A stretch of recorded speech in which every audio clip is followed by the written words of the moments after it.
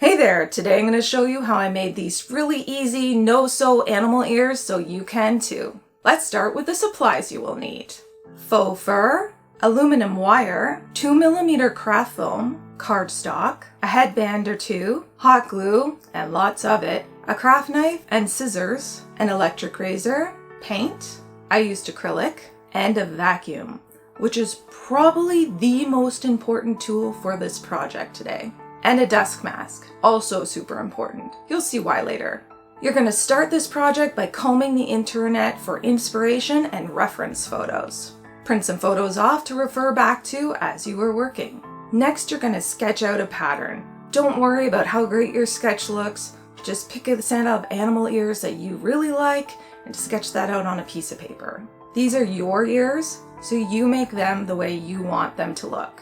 A tip I learned while making this project is to take your headband and use the curve of the headband for the bottom part of your ear sketch. This will ensure later on that the bottom of your ear aligns with the curve of your headband. Next, cut your ear pattern out on some cardstock. Cardstock is a firmer material to use for a pattern and perfect for keeping your pattern for future ear making adventures. You can also double check the size of your ear in reference to your head at this point in time, so then you know if your ear is going to be too small or too big. Next, take your faux fur that you bought. I got mine from Lens Mills. They have a huge selection of fur. Trace your pattern on the back side of your faux fur. I just used a regular old pencil for this. You want your fur direction to go towards the tip of the ear. The fur on animal ears typically grows towards the tip, so check the direction of your fur before you start tracing out your pattern, just to make sure that it's going towards the direction that you want it to go. Add a 1/4 inch of seam allowance around the outer edge of your pattern. Flip your pattern over and then repeat these steps for the opposite ear. Don't forget to cut out fur for the other side of the ear as well. So if you just cut out fur that you want to use for the back side of the ear, don't forget to cut out the same pieces for the front side of the ear. Cut out your fur around the 1/4 inch seam allowance line. Use a craft knife or scissors. Just be careful to only cut the backing of the fur. So if you're using scissors, make sure you're cutting very close to the backing edge of the fur. You don't actually want to cut the fur when you're cutting out your fur ear piece. You want to just try to cut through the backing of the fur. Granted, if you plan on shaving your fur ear short, you really don't have to worry about this too much because you're going to shave off all that fur anyway.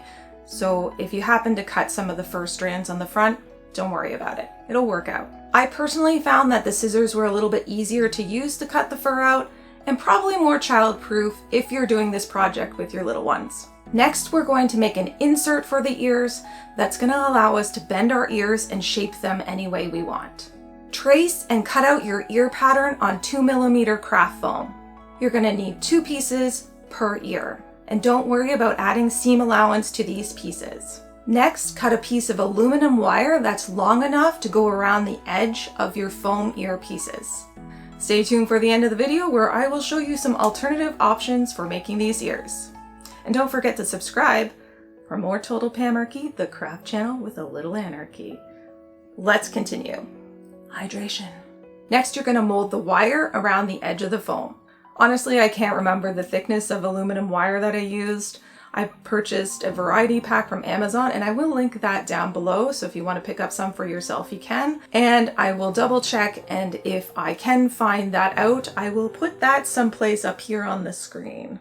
Next, you're going to glue the wire to the craft foam with hot glue. Then cover your wire with your second piece of craft foam and glue that down with hot glue as well. Now you have a little craft foam sandwich. Take the back ear fur and glue the foam sandwich to the middle, leaving the 1/4 inch of seam allowance free around the edge. Then carefully glue the front ear fur down around the edge. Do this slowly by gluing down one edge at a time.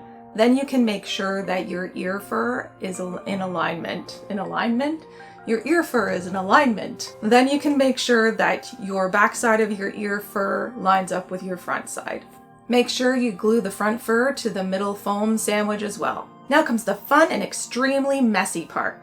So have your vacuum ready for this. And a dust mask. You're gonna wanna be Darth Vader for this one, okay? Take it from me, Fur clippings in your lungs is not fun, so protect yourself. You can now start trimming your fur down to achieve the look that you want. You can start with scissors to remove the bulk of the fur. Then use the razor to quickly and evenly trim down the rest of the fur that you want to be short. Remember to leave wispy ear fur if you want, and remember to take your time with this so your final look is everything your little crafting heart desires. Once your ears are trimmed down, it's time to add highlights and shadows to your ears with paint. I'm not fancy, so I just used some acrylic paint for this. It's what I was most comfortable with. I added shadows to the inside of the ears and add a little more definition of color around the outer edge.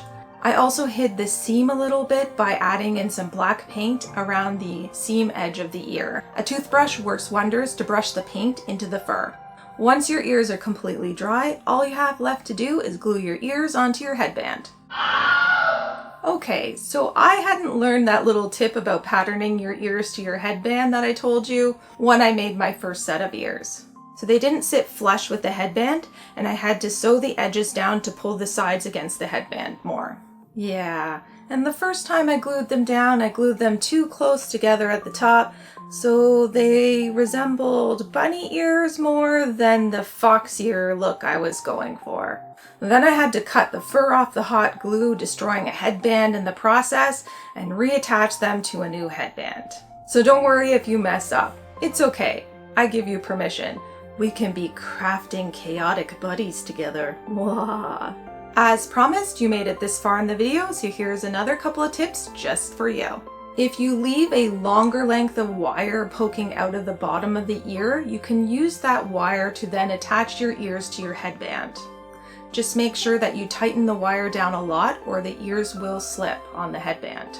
Also twist the ends up around behind the ears on the headband so they don't poke you in the head. And then squash any pokey bits down on the cut end as well. You don't want to poke you or your little ones in the head. I also discovered that if you use a seam allowance on the back ear fur, but cut the front fur without a seam allowance, you can pull the back ear fur up and around the sides more.